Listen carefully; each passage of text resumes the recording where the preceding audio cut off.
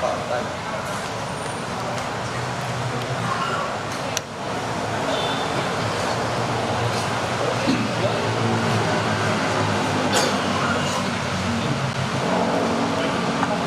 Anda menyaksikan Breaking News Kompas TV terkait dengan penanganan perkara dugaan tindak pidana korupsi dalam pemberian kredit sejumlah bank, baik bank daerah dan bank pemerintah terhadap PT Sritek yang saat ini ditangani oleh Kejagung. Assalamualaikum warahmatullahi wabarakatuh. Selamat malam, salam sejahtera untuk kita sekalian. Salam, Om Swastiastu, Namo Buddhaya, salam kebajikan, salam bahagia, salam sehat dan rahayu untuk kita semua. Pak Direktur Penyidikan pada Jampitsus yang saya hormati, beserta para Kasubdit dan jajaran di Jampitsus, Kasubdit dan jajaran Puspenkum yang saya hormati, beserta yang teristimewa buat rekan-rekan media yang hadir pada kesempatan yang baik ini atas undangan kami.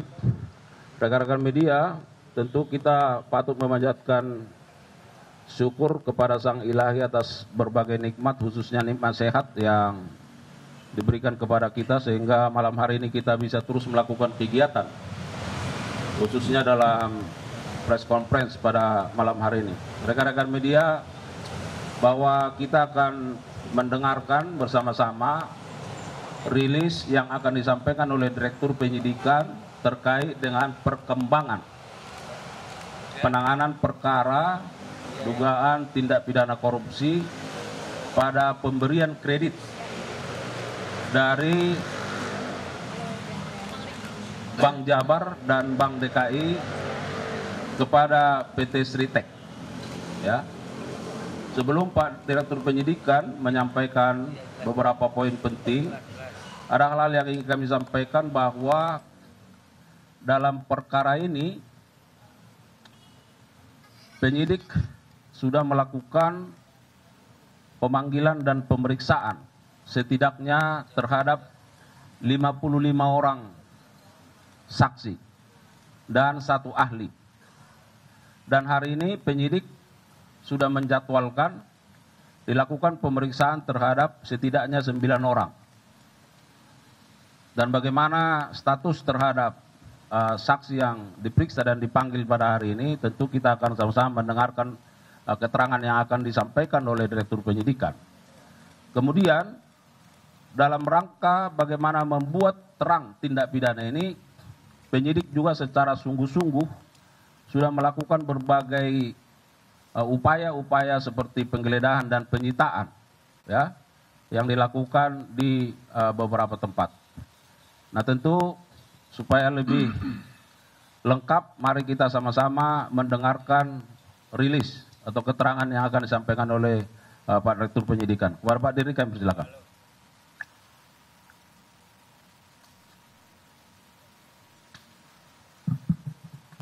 Assalamualaikum warahmatullahi wabarakatuh. Waalaikumsalam warahmatullahi wabarakatuh. Selamat malam, salam sejahtera bagi kita semua. Yang saya hormati Bapak Kapus Penkum beserta jajaran, para Kasubdit yang hadir, yang mengikuti kontes malam ini, para teman-teman, saudara-saudara jurnalistik yang hadir. Pada malam hari ini saya akan menyampaikan perkembangan penyidikan perkara dugaan tindak pidana korupsi dalam pemberian kredit PT Bank Pembangunan Daerah Jawa Barat dan Banten, juga PT Bank DKI Jakarta kepada PT Sritek Rezeki Isman Tbk dan entitas anak usaha yang ada di bawahnya. Bahwa pada hari ini, hari Rabu, tanggal 21 Mei 2025, tim penyidik pada Jaksa Agung Muda Tindak Pidana Khusus Kejaksaan Republik Indonesia berdasarkan surat perintah penyidikan nomor 62 garis miring F.2 garis miring FD.2 garis miring 10/2024 tanggal 25 Oktober 2024 telah melakukan atau telah membawa 3 orang saksi. Yang pertama adalah Saudara DS selaku pemimpin divisi korporasi dan komersial PT Bank Pembangunan Daerah Jawa Barat dan Banten tahun 2020. Yang kedua, YM selaku Direktur Utama PT Bank DKI Jakarta tahun 2020. Kemudian yang ketiga adalah ISL selaku Direktur Utama PT Sri Rejeki Isman Tbk tahun 2005 sampai dengan tahun 2022. Yang bersangkutan dihadapkan kepada jaksa penyidik, kemudian dilakukan pemeriksaan di gedung Jampitsus Kejaksaan Republik Indonesia. Dan dalam pemeriksaan sebelumnya, penyidik sudah melakukan pemeriksaan terhadap 46 saksi, sebagaimana tadi yang telah disampaikan oleh Pak Kapus Penkum. Dan pada hari ini, penyidik juga melakukan pemeriksaan terhadap 9 saksi.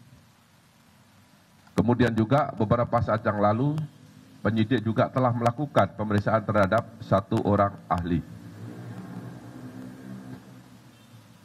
Setelah melakukan pemeriksaan terhadap para saksi tersebut di atas, penyidik memperoleh alat bukti yang cukup telah terjadi tindak pidana korupsi dalam pemberian kredit dari beberapa bank pemerintah kepada PT Sritek Rejeki Isman Tbk dengan nilai total outstanding atau tagihan yang belum dilunasi hingga bulan Oktober 2024 sebesar 3 triliun 588 miliar 650 juta 808 ribu rupiah, maaf, 28 rupiah, 57 sen. Dengan perincian sebagai berikut. Untuk Bank Jateng sebesar 395 miliar 663 juta 215.800 rupiah. Kemudian untuk Bank BJB, Bank Banten dan Jawa Barat sebesar 543 miliar 980 juta 507.170 rupiah. Kemudian untuk Bank DKI sebesar 149 miliar 7 juta 85.018 rupiah, 57 sen.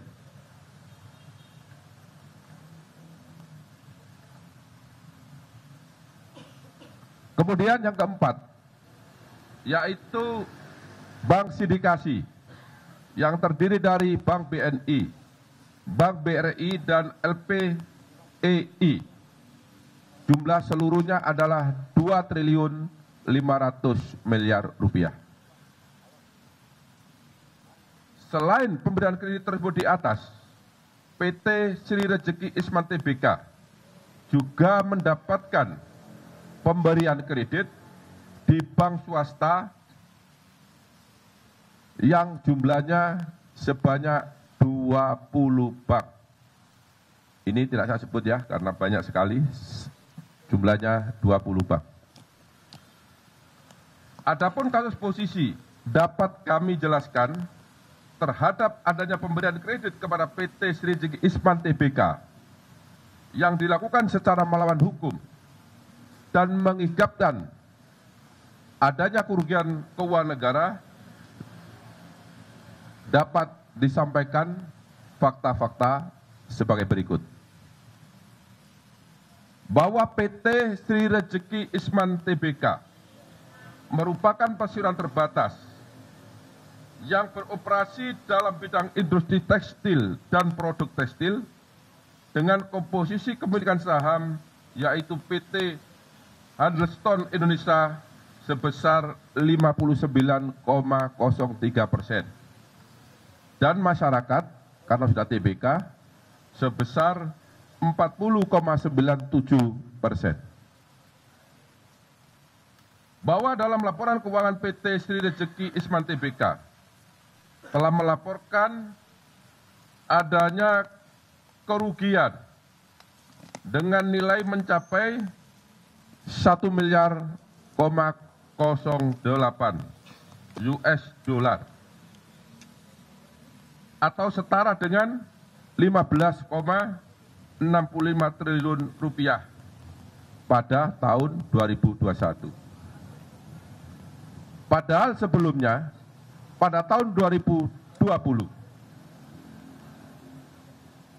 PT Sri Rejeki Isman masih mencatat keuntungan sebesar 85,32 US dollar Amerika atau setara dengan 1,24 triliun.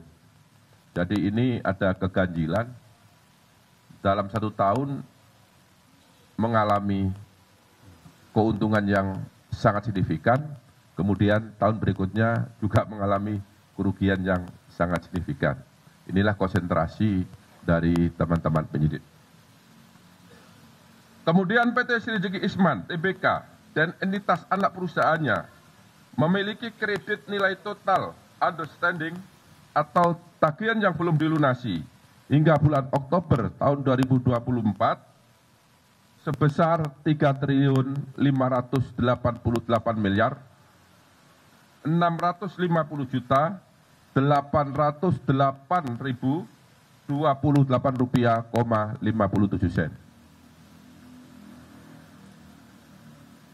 Utang tersebut adalah kepada beberapa bank pemerintah, baik bank himbara, yaitu himpunan bank milik negara, maupun bank milik pemerintah daerah.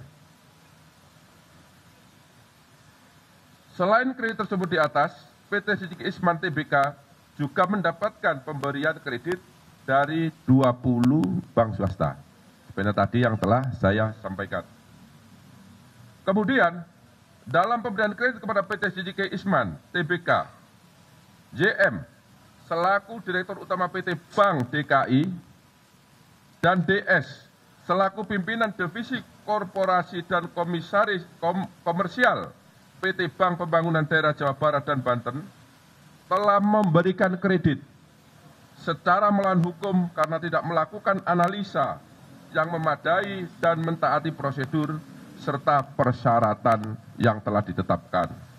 Yaitu salah satunya adalah tidak terpenuhinya syarat kredit modal kerja karena hasil penilaian dari lembaga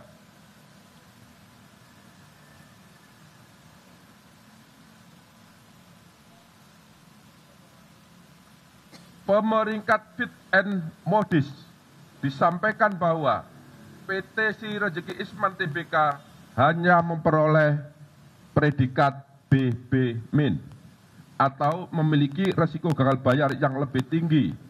Padahal seharusnya pemberian kredit tanpa jaminan hanya dapat diberikan kepada perusahaan atau debitur yang memiliki peringkat A.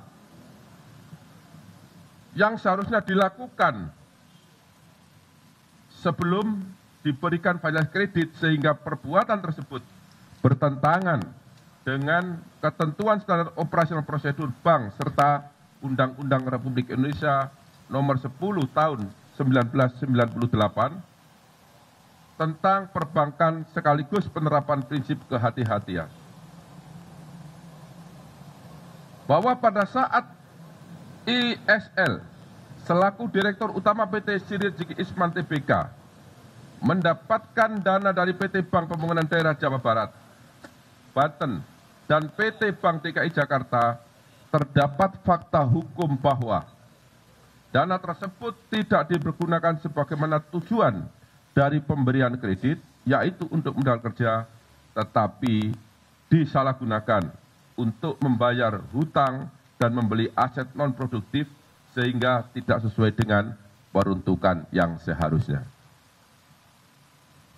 Bahwa kredit yang diberikan oleh PT Bank Pembangunan Daerah Jawa Barat, Banten, dan PT Bank DKI Jakarta kepada PT Sinergi Isman Tbk saat ini macet dengan kolektibilitas 5 dan aset perusahaan tidak bisa dieksekusi untuk menutupi nilai kerugian negara karena nilai lebih kecil dari nilai pemberian pinjaman kredit serta tidak dijadikan sebagai jaminan atau agunan. Bahwa PT Sinergi Isman Tbk dinyatakan pilot oleh Pengadilan Negeri Niaga Semarang melalui putusan nomor perkara 2-PDT-SUS-homologasi-2024-PN Niaga Semarang. Bahwa akibat adanya pemberian kredit secara melawan hukum tersebut yang dilakukan oleh PT Bank Pembangunan Daerah Jawa Barat Banten dan PT Bank DKI Jakarta kepada PT Sinergi Isman Tbk telah mengakibatkan adanya kerugian keuangan negara sebesar 689.592.188 rupiah dari total nilai outstanding atau tagihan yang belum dilunasi sebesar 3.438.808.028.027 rupiah. Kemudian setelah dilakukan pemeriksaan terhadap DS, kemudian terhadap YM dan terhadap ISL, pada hari ini Rabu tanggal 21 Mei tahun 2025, penyidik pada Jampitsus Kejaksaan Agung Republik Indonesia menetapkan 3 orang tersebut sebagai tersangka karena ditemukan alat bukti yang cukup telah terjadi tindak pidana korupsi dalam pemberian kredit PT Bank Pembangunan Daerah Jawa Barat dan Banten serta PT Bank DKI Jakarta kepada PT Sinergi Isman Tbk. Penetapan tersebut berdasarkan untuk ISL, yaitu penetapan nomor 35 tanggal 21 Mei 2025. Untuk tersangka DS berdasarkan penetapan nomor 36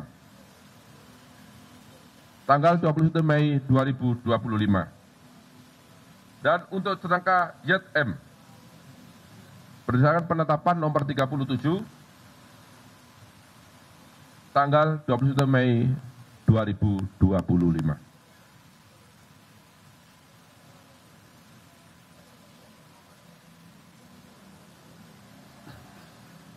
Terhadap tersangka DS, tersangka YM, dan tersangka ISL disangka telah melanggar pasal 2 ayat 1 atau pasal 3 junto pasal 18 Undang-Undang Nomor 31 Tahun 1999 tentang pemberantasan tindak pidana korupsi sebagaimana telah diubah dengan Undang-Undang Nomor 20 Tahun 2001 junto pasal 55 ayat 1 ke 1 Kitab Undang-Undang Hukum Pidana. terhadap 3 tersangka mulai malam ini dilakukan penahanan untuk 20 hari ke depan. Untuk tersangka ISL dilakukan penahanan berdasarkan surat perintah nomor 32 tanggal 21 Mei 2025. Untuk tersangka DS berdasarkan surat perintah penahanan nomor 33 tanggal 21 Mei 2025, dan untuk tersangka ZM berdasarkan surat perintah penahanan nomor 34 tanggal 21 Mei tahun 2025. Yang bersangkutan ditahan di Rutan Salim Baca Kejaksaan Agung dan sebentar lagi akan dilakukan atau dibawa ke tahanan. Demikian yang dapat saya sampaikan. Apabila ada kata-kata yang kurang jelas, kata-kata yang kurang dimengerti, saya mohon maaf. Dan saya akhiri, wabillahi taufiq wal hidayah. Wassalamualaikum warahmatullahi wabarakatuh. Waalaikumsalam warahmatullahi wabarakatuh. Terima kasih kepada Pak Direktur Penyidikan. Rekan-rekan media, barangkali ada satu hal yang ingin kami tegaskan supaya tidak bias di masyarakat seolah-olah ada penanganan yang disparitas. Perlu diketahui bahwa tadi sudah disampaikan oleh Pak Dirdik bahwa selain 4 bank, ya, sesungguhnya ada 20 bank. Tapi harus dipahami bahwa bank-bank yang lain itu adalah bank-bank swasta. Nah, kita tangani bank pemerintah dan bank daerah karena ini terkait dengan keuangan negara, ya, sebagai pintu masuknya, ya. Jadi supaya ada penjelasan ke masyarakat, kenapa hanya 4, kenapa yang lain tidak, ya. Karena ini terkait dengan kewenangan kita menyangkut masalah keuangan negara. Saya kira begitu. Silakan kalau ada pertanyaan. Yang abang ganteng dulu, yang baju apa?